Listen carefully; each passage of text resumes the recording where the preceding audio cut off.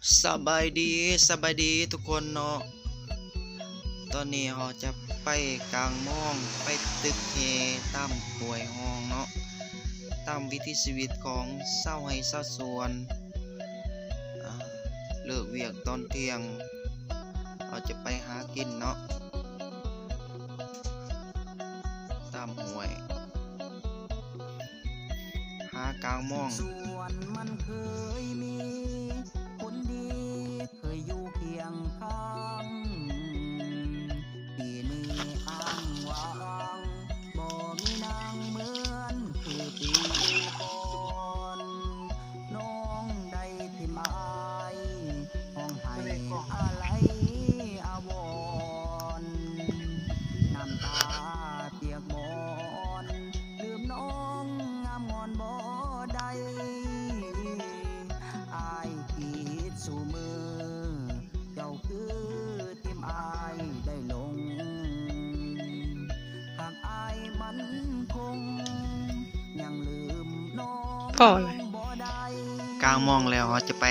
ตึกแฮเนาะ โอ้น้ำกระกุนบัดนี้นะพี่น้อง เป็นหยังจังทิมอายไว้อยู่ให้อยู่นาส่วนมันอายเปิดราคาสันบอกเกี่ยวตาน้องจึงทิมอายน้องพอคนใหม่สันบอกซ้ำไว้จึงผิดสัญญาอยากให้เหตุผล บ่มีพี่น้อง พอเลยที ต่อมาเขาจะมาตึกแฮเนาะบ่แน่เนาะเพราะว่าห้วยวันนี้บ่มีวังเนาะวังโบราณ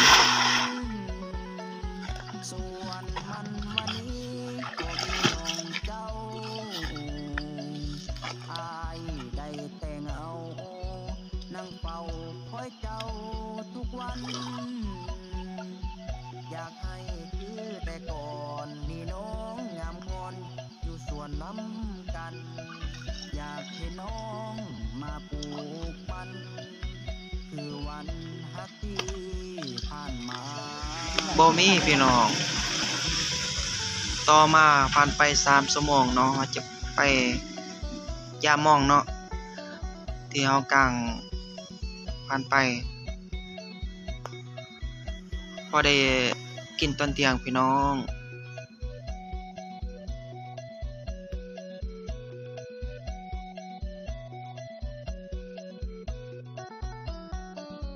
ส่วนมันอายเบิดราคาสันบอกเกี่ยวตาน้องจึงทิมอายน้องพอคนใหม่สันบอซ้ำไว้จึงผิดสัญญาอยากหูเหตุผลหน้ามนต์จุงเว้า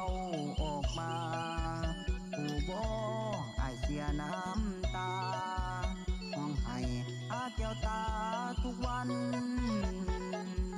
ส่วนมันวันนี้บ่มีน้องเจ้าอายได้แต่เงานั่งเฝ้าคอยเจ้าทุกวัน อยากให้คือแต่ก่อนให้น้องงามงอนอยู่ส่วนล้ำกัน อยากเห็นน้องมาปลูกมันคือวันรักที่ผ่านมา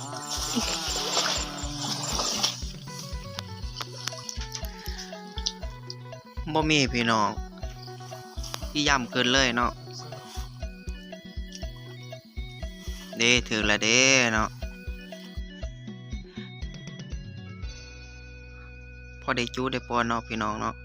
หากินตอนเที่ยงพักเวียกมาเนาะ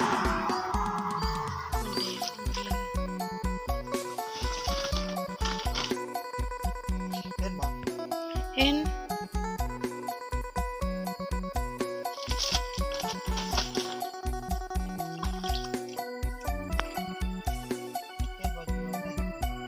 อืมได้แบบนี้เลยแค่นี้ตินะ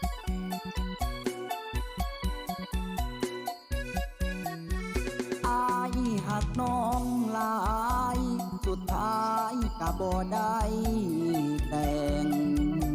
ถ้าดองน้องเพลงสูงหลายอาย ไอ้ช่อง มีเงินผู้ชายคนนั้นเขามีแต่งน้องบังเอิญ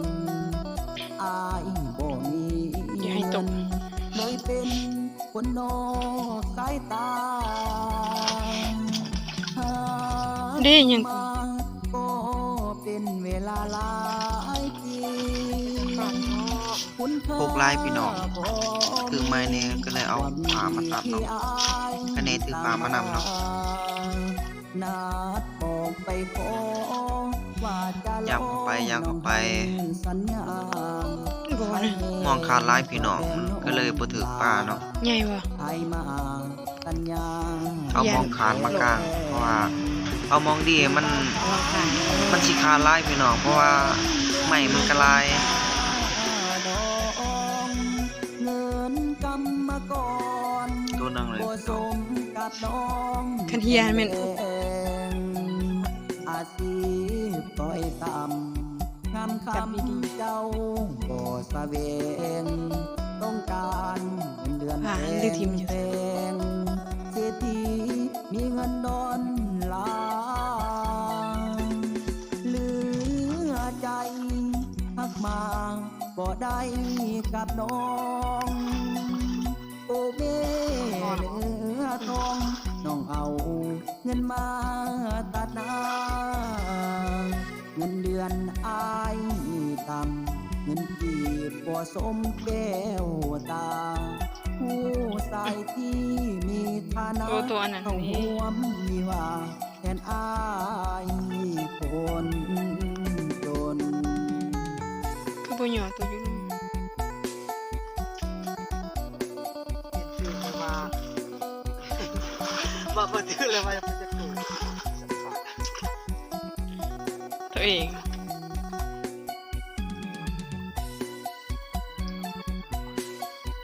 มันก็มีบนถือบนบ่ถือหั่นแหละสิให้ถือเบิด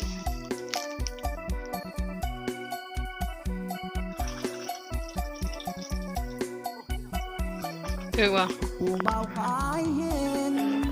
เงินเดือนบ่สมค่าดอง ปานนี้ เงินกรรมกรบ่สมกับน้องแก้มแดงอาชีพต้อยต่ำงามคำเจ้าบ่สะเวงต้องการเงินเดือนแพงแพงเศรษฐีมีเงินดอนล้านเหลือใจหักมาบ่ได้กับน้องโอเม่เนื้อทองน้องเอาเงินมาตัดหน้าเงินเดือนอายต่ำเงินกีบบ่สมแก้วตาผู้ชายที่มีฐานะเขาห่วมมีว่าแทนอายคนจน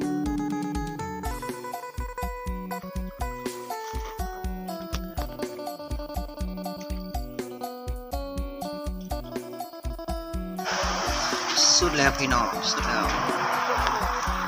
หมดแล้วเนาะบัดนี้ นั่นล่ะบ่ โอ้ได้สำนี้แล้วเนาะพี่น้องเนาะพอได้ปน